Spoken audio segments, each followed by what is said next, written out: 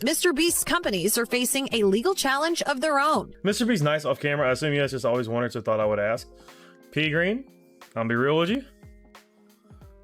I ain't answering that on stream. Which I really wasn't. I just wanted like help. Comes in the room and he goes, "You absolute fucking get back in that fucking room, or I swear to God, Turner. Jesus Christ, how many fucking times do I have to tell you how to edit this video? What are you, a fucking..." MrBeast found himself under heavy scrutiny after several former members of his original YouTube crew publicly shared complaints about their experiences working behind the scenes. According to these ex-employees, there were ongoing issues with the work environment and the way some situations were handled, claims that quickly grabbed attention across the internet. What surprised many people was that some of these stories reportedly traced back to the very beginning of MrBeast's rise on YouTube, when several familiar faces from his videos later explained why they decided to leave the team.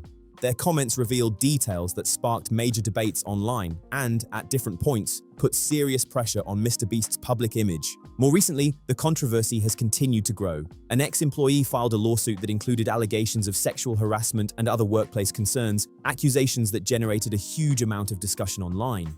Because of the legal nature of the claims, many details remain disputed, and the situation has carried significant reputational risks for everyone involved. The case quickly became one of the most talked about controversies connected to MrBeast and added even more attention to the growing list of complaints from former staff members. Back in the early days of the channel, Jake the Viking was one of the most recognizable personalities in MrBeast's content. That's why fans were shocked when he stepped away from the team in early 2020. He later uploaded a video that pulled in more than 18 million views, showing just how popular he had become among viewers. At first, however, what Jake shared publicly made it seem like his departure was not connected to any major conflict or dramatic fallout. You probably, if you're a MrBeast fan, you probably have noticed I have not been in the videos as of late. My piece no longer fit the puzzle, if that's the best way to put it. I had shown up, you know, I had done everything I was asked to do. I did it to the best of my ability. I helped the channel grow. When I joined, it was at 4 million. And when I left, I think we had just passed 30 million. But it was a mutual leaving. I had already I'd already told him multiple times, you know, what I wanted to do was kind of be my own boss, do my own thing. You know, I like streaming. I like being able to get in front of the camera and entertain people through playing video games or whatever it is. I wanted to be able to make my own videos. You know, I wanted the opportunity to travel and to go places. You know, me and MrBeast, or me and Jimmy did not have any type of falling out. There was no argument. There was no bashing. There was none of that. It was very mutual because it was something I was already contemplating, you know, not if, but when this was going to happen. And it kind of got sped up. Jake made it clear once again that there was no bad blood between him and MrBeast after his departure. He stressed that nothing was seriously wrong between them and said they were still on good terms, despite no longer working together on the team.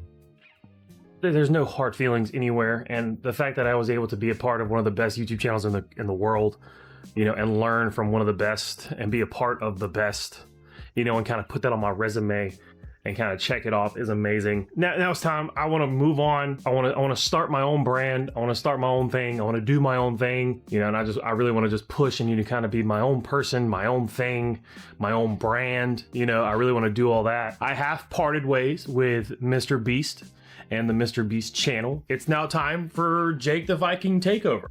Unfortunately, Jake appeared to have one of the smoothest departures from the MrBeast team compared to several other former members who would leave later. In his original video, he mostly spoke positively about his time working with the group and shared good memories from the experience. At that point, many viewers came away with the impression that MrBeast was a great person to work with and that everything had ended on friendly terms. Based on Jake's comments at the time, he seemed to view MrBeast as respectful, professional, and enjoyable to work alongside. However, that perception appeared to shift as time went on. During later live streams, Jake made several remarks that caught fans' attention and seemed to suggest that his opinion had changed. Those comments led viewers to wonder if there was more going on behind the scenes than what had originally been shared in his departure video. He's nice off camera. I assume you guys just always wondered, so thought I would ask. P Green, I'll be real with you. I ain't answering that on stream. This seemed like a major contrast to what Jake had originally told viewers. At first, he insisted there was no bad blood between him and MrBeast and spoke very positively about their relationship. Later, however, some of his livestream comments gave fans a completely different impression. That sudden shift led to plenty of speculation online, with some people wondering whether his views had genuinely changed over time, while others questioned if there had been issues behind the scenes that were never fully discussed publicly. What made the situation even more interesting was that Jake was not the only former team member whose public comments appeared to evolve over time. After his remarks gained attention and sparked debate across social media, several other ex-MrBeast employees also began sharing their own experiences. In a number of cases, former staff members initially spoke highly of MrBeast and the opportunities they received, but later raised concerns about workplace conditions, management decisions, or other issues they claimed to have experienced while working with the team. One former employee, known as Saw Turner, became part of that conversation as well. He uploaded a video, which has since been deleted, titled, "Why I Quit Working for MrBeast." In that video, he reportedly discussed his time with the team and initially described many aspects of the experience in a positive light, adding another layer to the growing discussion surrounding former employees and their changing perspectives. Paid for my rent every month when I lived in North Carolina, and he said, all right, you can live here as long as you want. You can literally stay in this like pretty expensive apartment just until you feel comfortable leaving. Don't feel like you're in a rush. Stay as long as you want. Stay for months if you want to. It doesn't matter to us. They're still paying me right now. I'm still technically working. I'm not going to give like any numbers or anything. They said we're still going to pay you for a while, and that is basically funding my trip to backpack across Asia. Strangely, after previously speaking positively about his experience, Turner later shared a statement that appeared to conflict with many of the impressions people had taken from his earlier comments. His post quickly drew attention because it presented a much more negative view of his time working with the MrBeast team and added to the growing discussion surrounding former employees and their experiences.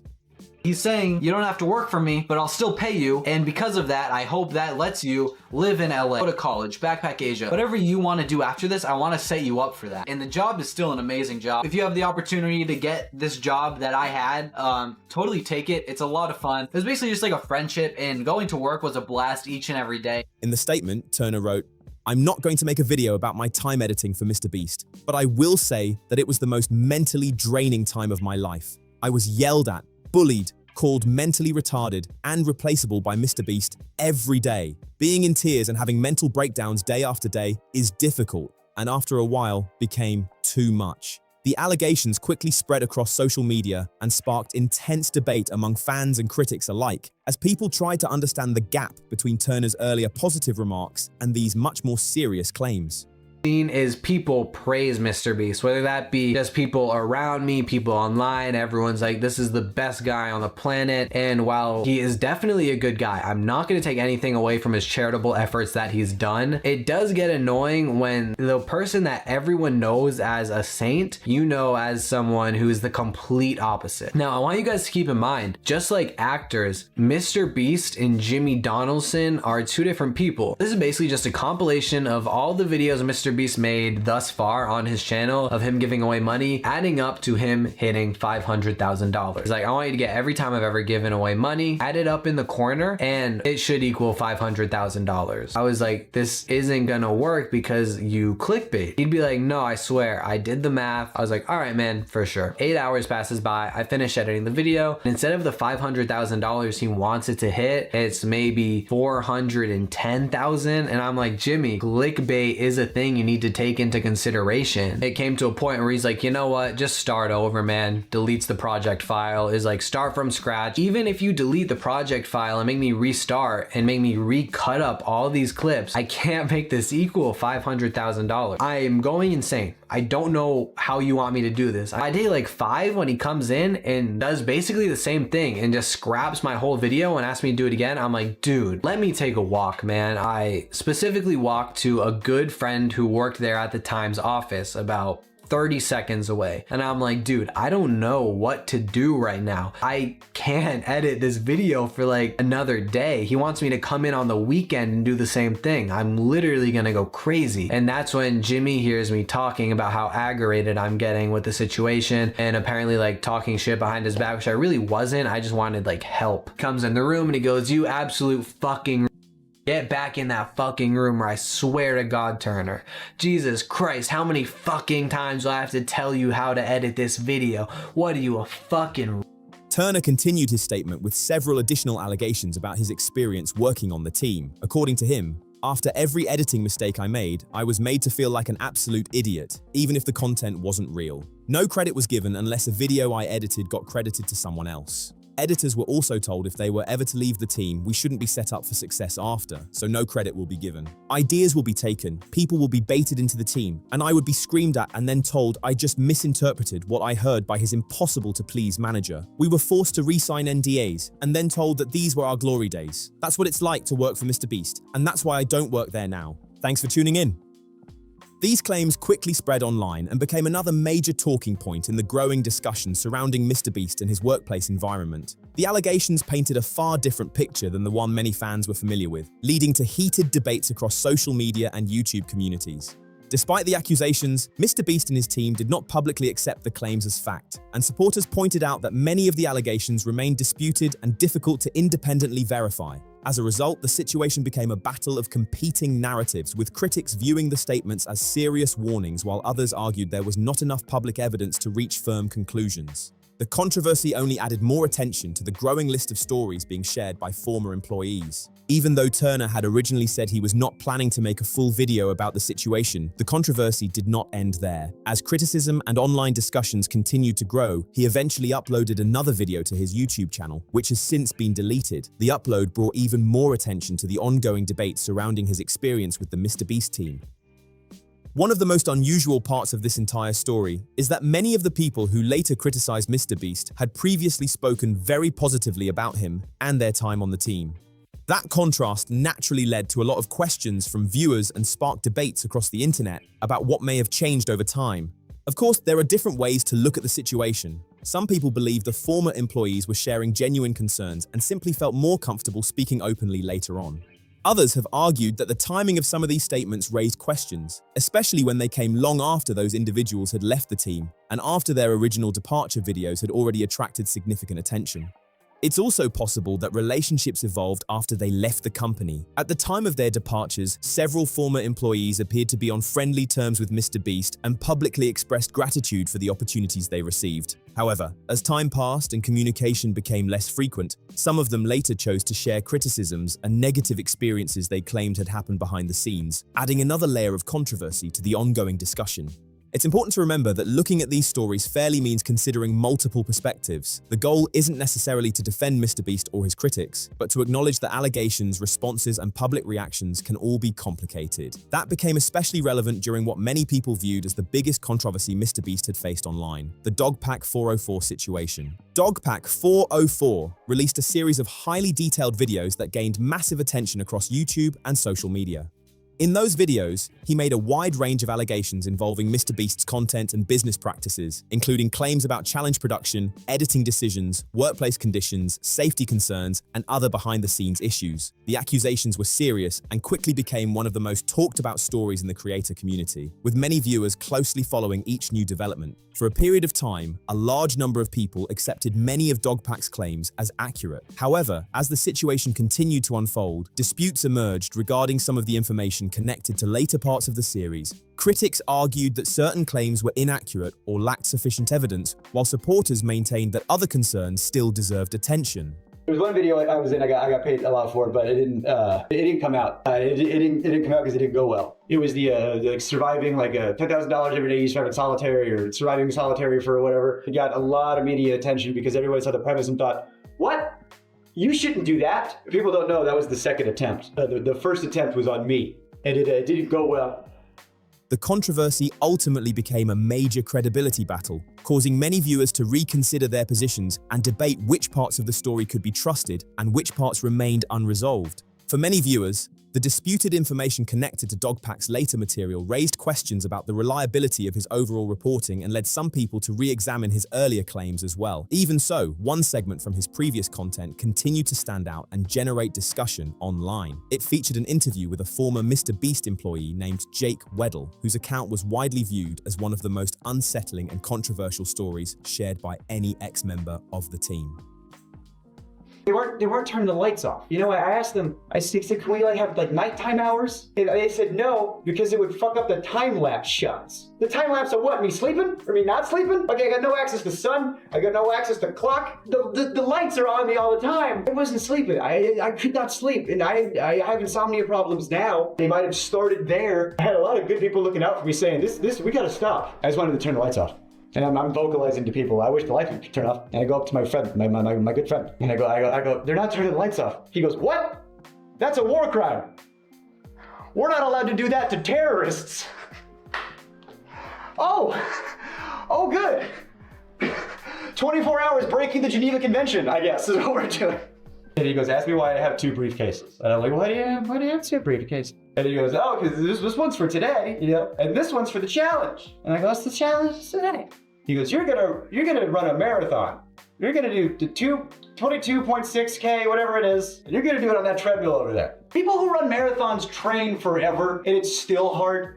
Ryder, do I look like I run? I don't run, let alone a marathon. Did you try to say no? Like, did you have a choice, or? There was so much pressure to just do it, just do the thing, you know? I wanted the cash, and so I started running at 12. I was able to take some breaks, and I asked him, how long do I have? He goes, until I get back. And I'm running until 3 a.m. And I got off the treadmill. Jake Weddle's story was one that many viewers found difficult to ignore because of the seriousness of the claims he described. If his account is accurate, then he went through an extremely challenging experience. At the same time, situations like this often spark intense debate because members of the public usually have limited access to the full facts and evidence behind what happened. That uncertainty is part of why online controversies can become so divisive. Some people believe first-hand accounts should be taken very seriously, while others argue that major allegations should be carefully examined and supported by verifiable evidence whenever possible. Oh, the blisters I had on my feet were like, you wouldn't believe, just all over, just these big red, I couldn't walk, my muscles were like just the lactic acid. I got off the treadmill, and then the people that came in to like ice my feet, make sure I was good. Then that's when I was like, I'm done, I'm done, I'm out. As a result, discussions surrounding Jake Weddle's claims have remained heavily debated, with supporters and skeptics reaching very different conclusions. One controversy that generated a different kind of attention involved Ava Chris Tyson. By that point, Ava had become one of the most recognizable figures connected to the MrBeast channel and had been a major part of the content for years. Because of that long history with the channel, any controversy involving Ava quickly became a major topic of discussion throughout the online creator community. MrBeast even described Ava Chris Tyson as the very first subscriber to his channel, showing just how far back her connection to the brand went. Because of that history, the situation that exploded in July 2024 immediately grabbed massive attention online. During that period, numerous allegations surfaced claiming that Ava had engaged in inappropriate communications with underage fans over a number of years while associated with the MrBeast channel. The accusations quickly became one of the biggest stories on YouTube, generating thousands of videos, reactions, and debates across social media. As more information, claims, screenshots, and reports circulated publicly, the controversy intensified dramatically and placed Ava at the center of an enormous wave of criticism and scrutiny across the internet.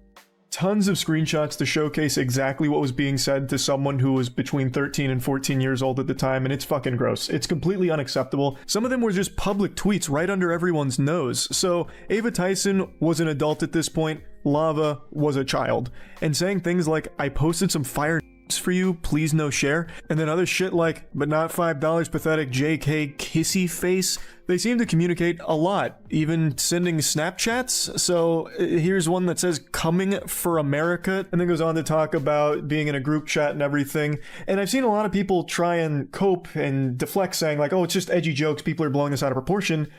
What a bunch of fucking nonsense. That's a load of hooey. That's dirty barnacles. That's ridiculous. Another major point of controversy involved allegations that Ava had interacted with, purchased from, or publicly supported an internet artist known as Shadman. Under no circumstances should an adult be communicating with a child in any inappropriate manner whatsoever. Edgy jokes between an adult and a child are still fucking gross. That's not like the slam dunk defense that some people seem to think it is. The artist has been widely criticized for creating highly controversial content that allegedly included depictions involving underage characters, which led to intense backlash and further fueled public scrutiny surrounding the situation. Man was an artist who drew child.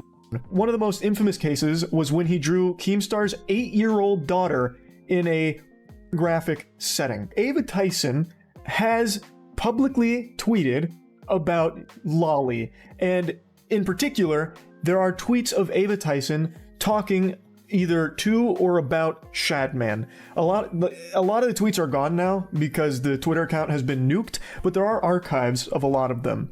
And one thing that still persists, and one thing that a lot of people have been showing, is that Ava Tyson may have actually commissioned a piece from Shadman, or at the very least, purchased a piece from Shadman. There's a clip from a MrBeast video where there is Shadman art hanging on the wall, belonging to Ava Tyson. I censored the close-up of the art for obvious reasons, but this is something that is irrefutable. The only question about Ava Tyson and Shadman's connection is whether or not a piece was commissioned or purchased. But at the very least, a piece was owned by Ava Tyson. As the controversy continued to grow, many viewers began asking whether MrBeast had any knowledge of the allegations involving Ava and what impact the situation would have on the channel moving forward. Questions spread across social media, with people wondering how the team would respond and whether major changes were about to happen behind the scenes. Not long afterward, Ava released a public statement addressing the situation.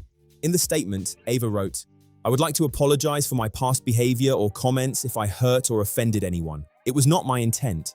Seeing recent events, we've mutually decided it's best I permanently step away from all things MrBeast and social media to focus on my family and mental health." The statement immediately became a major topic of discussion online. While some people viewed it as an acknowledgement that the controversy had caused harm, others felt it stopped short of directly addressing specific allegations or accepting responsibility for particular actions that had been discussed publicly.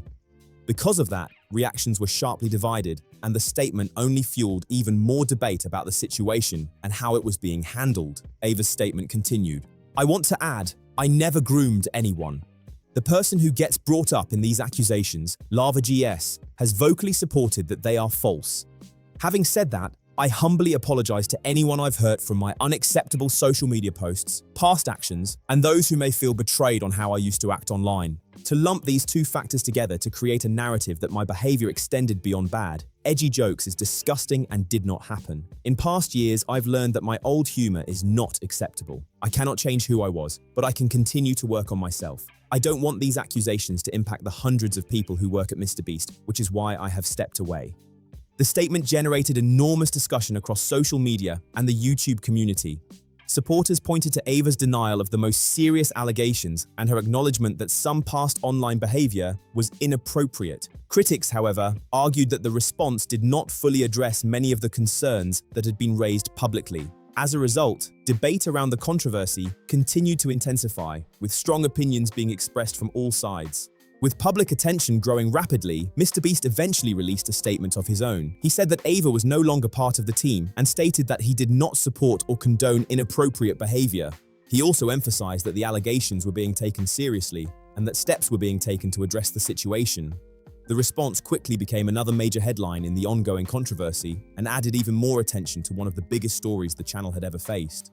From a public relations perspective, many observers felt that MrBeast's response was a strategic move during a rapidly growing controversy. While some people were hoping for a lengthy video statement or a much more detailed explanation, others argued that keeping his response concise helped limit further speculation and protect his brand during a highly sensitive situation.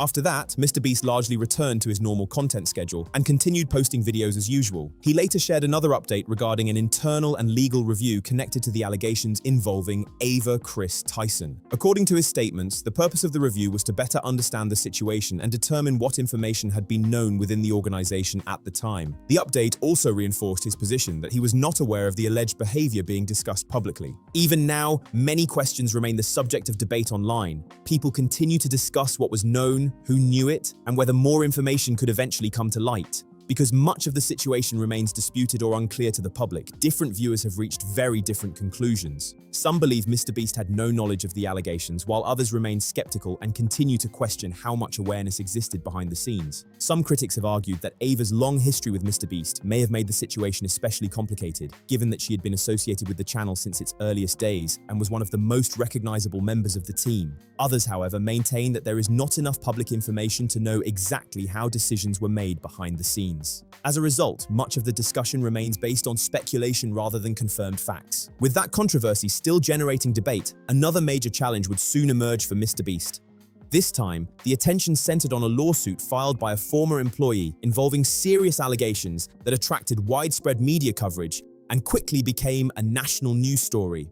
These companies are facing a legal challenge of their own, just as Jimmy Donaldson himself took the stage at the Time 100 Summit as one of the world's most influential people. Former employee Lorraine Mavromatis filing a federal lawsuit in North Carolina, claiming she faced discrimination, retaliation, was required to work while on maternity leave, and was terminated within a few weeks of returning to the job, told she was too high caliber for the position. NBC News spoke with Mavromatis today in a broadcast exclusive. I do not want to be silenced anymore. I really want to use my voice. In the complaint, she alleges that she rose quickly inside the company after starting in 2022, but after raising concerns about sexual harassment, was demoted and transferred into what the lawsuit calls a division where, quote, careers go to die. MrBeast spokeswoman responding to NBC News, saying Mavromatis' position was eliminated as part of a restructuring, adding in a statement, quote, this clout-chasing complaint is built on deliberate misrepresentations and categorically false statements, and we have the receipts to prove it. There is extensive evidence, including Slack and WhatsApp messages, company documents, and witness testimony that unequivocally refutes her claims. We will not submit to opportunistic lawyers looking to manufacture a payday from us. Compared to many of the previous accusations and public disputes involving former employees, this situation stood out to a lot of observers because it followed a different path. Rather than first posting videos, live streams, or lengthy social media threads, the former employee reportedly pursued legal action before making major public appearances about the matter. Because of that, some people viewed the claims as more formal and structured than the controversies that had come before. Based on that sequence of events, some commentators argued that the lawsuit did not appear to be driven primarily by online attention or internet drama. At the same time, representatives connected to MrBeast's side reportedly challenged aspects of the claims and the way the situation was being portrayed. As with many high-profile legal disputes, both sides presented competing narratives, leaving the public to sort through conflicting accounts while waiting for additional information and developments to emerge. The suit also alleges Mavromatis was contacted to work while on maternity leave and that the company never gave her required notice of her rights under the Family and Medical Leave Act. Jimmy Donaldson himself, he says that you've got to get the job done and there's no excuses. Her suit claims she feared retaliation if she refused to work during her leave and was on a work conference call while in the labor and delivery room and traveled to Brazil for a shoot with soccer star Neymar a few weeks after giving birth. But if Neymar wins, I will donate it to whatever charity he chooses. No mother would want to leave their newborn baby behind to go to work, especially out of the country when you're breastfeeding your baby. That's the last thing that I wanted to do. Documents obtained by NBC News show Mavromatis' signature on an employee handbook dated 4 days before giving birth, which laid out the company's maternity leave policies, something Mavromatis says she doesn't remember. So you never signed any sort of FMLA documents 4 days before you gave birth? No. It will be interesting to see what evidence and arguments emerge as this case continues to develop. Unlike many internet controversies that play out primarily through videos and social media posts, this situation has moved into a legal setting where claims and defenses may be examined more closely. That distinction has made the case especially noteworthy and has drawn significant attention from both viewers and news outlets. With all that said, the debate surrounding MrBeast remains as divided as ever.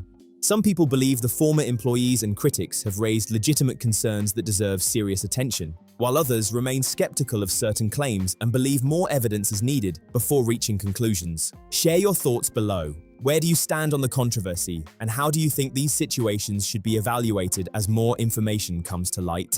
It will be interesting to see what evidence and arguments emerge as this case continues to develop. Unlike many internet controversies that play out primarily through videos and social media posts, this situation has moved into a legal setting where claims and defenses may be examined more closely. That distinction has made the case especially noteworthy and has drawn significant attention from both viewers and major news outlets.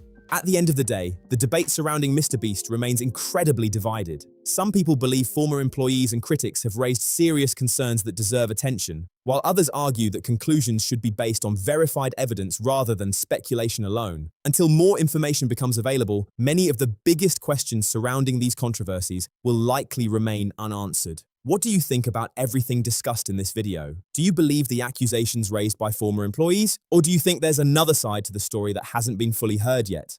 Let us know your thoughts in the comments below. If you enjoyed the video, make sure to leave a like, subscribe to the channel, and share this video with your friends so they can join the discussion too. Thanks for watching, and we'll see you in the next one.